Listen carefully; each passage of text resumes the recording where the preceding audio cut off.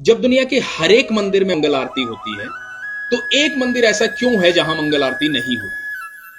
जी हां दोस्तों, आप हैरान हो जाएंगे सुनकर के वो मंदिर है बाके बिहारी का मंदिर। भगवान श्री कृष्ण का मंदिर वृंदावन में जो है, बाके बिहारी के मंदिर में क्यों नहीं होती मंगल आरती, मैं अनुज शर्मा आपको आज बताऊंगा। हरे कृष्ण।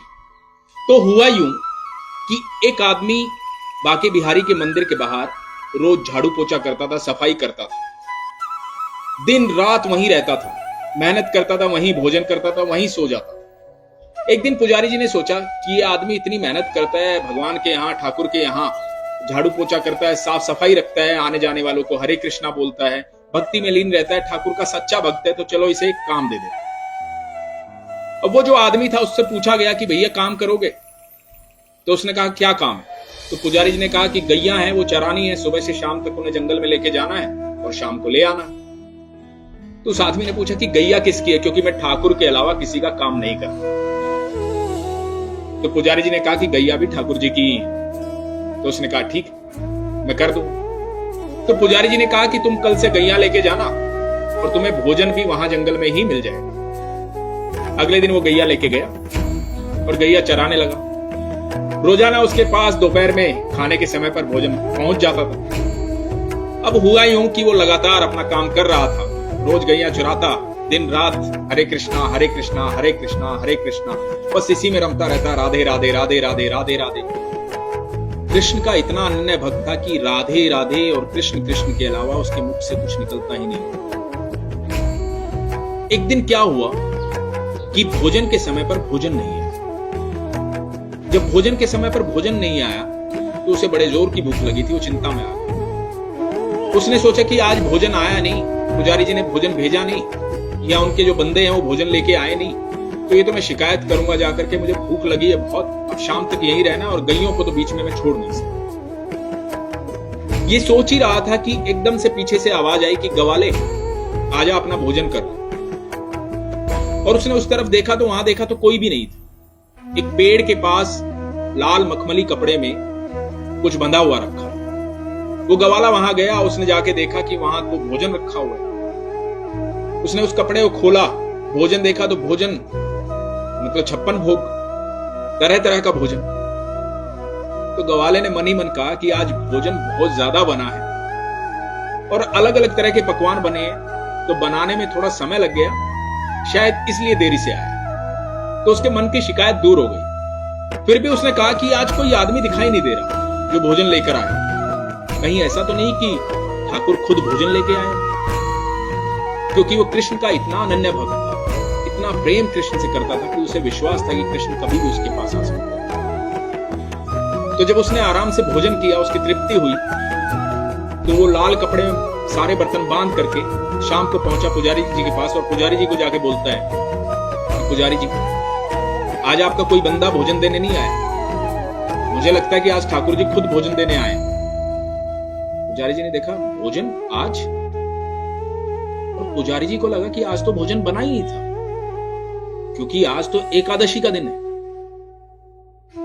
आज तो व्रत है।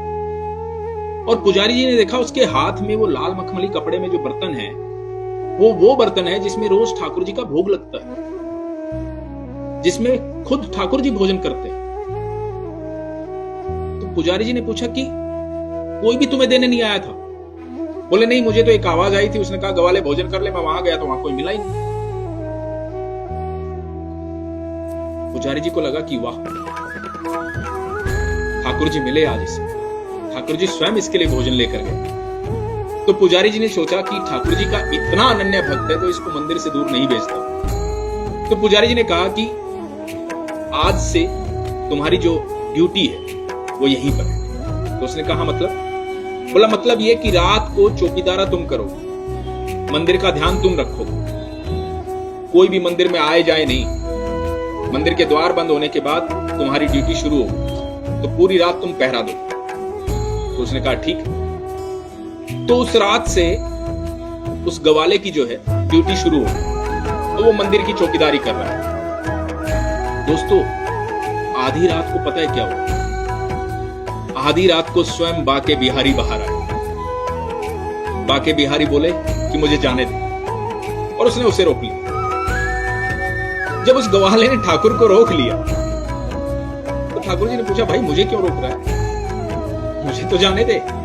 बोला, नहीं, मुझे पुजारी जी ने बोला है कि यहां से कोई भी आए जाए नहीं, तो मैं अपनी चौकीदारी पे हूं, तो आप भी अंदर जाइए और यह आराम का समय। ठाकुर जी ने कहा, भैया मुझे तो निधिवन जाना है, ये तो सदियों से मैं जाता आ रहा हूं, तो वहां जाने से क्यों रोक रहा है। तो बोला, नहीं, आप नहीं जा सकते, आप अंदर जाइए। अब ठाकुर जी ने सोचा कि जो मेरा भक्त है बहुत ईमानदार है, अब क्योंकि ठाकुर जी तो बड़े चालाक हैं, सबको पता है। ठाकुर जी ने मोह लिया उसे, बोला कि अच्छा ऐसा करो कि तुम मेरे साथ चलो और कुछ समय वहां रह करके वापस आ जाएंगे, जब मैं यहां नहीं होऊंगा तो तुम चौकीदारी किसकी करोगे। अब वो मान गया, वो ठाकुर जी के साथ चल दिया। अब निधिवन गए और ठाकुर जी अंदर चले गए और ये बाहर निधिवन के बैठा रहा। सुबह होने वाली थी, इसे चिंता हो रही थी कि ठाकुर जी अभी मंदिर वापस नहीं गए तो पुजारी जी आने वाले होंगे, मंगल आरती का समय होने वाला। तो ये आवाज देने लगा, तुरंत ठाकुर जी आए। ठाकुर जी बोले, इतनी आवाजें क्यों दे रहा है भाई, समय हुआ, चल चलते हैं।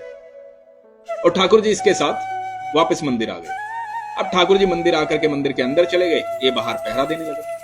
कुछ ही देर बाद पुजारी जी कुछ लोगों के साथ वहां आए, मंगल आरती का समय था। तो पुजारी जी अंदर जाने लगे तो इसने पुजारी जी को रोक दिया कि रुकिए, आपको अंदर नहीं जाना है अभी।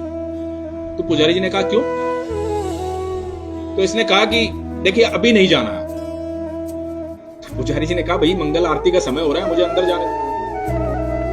बोला, नहीं, अब मैं आपको बता ही देता हूं। रात को ठाकुर जी बाहर आए थे, मेरे को लेके निधिवन चले गए, वहां अंदर जाकर के सारी रात रास किया उन्होंने, अभी अभी आए थोड़ी देर पहले।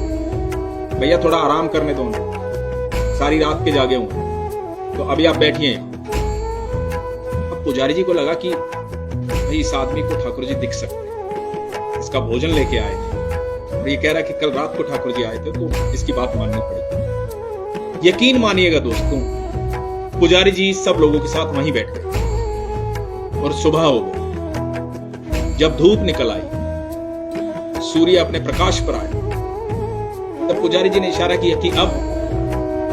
तो उसने कहा, हां अब थोड़ी नींद पूरी हो गई है, आप जाके पूजा कर सकते हैं।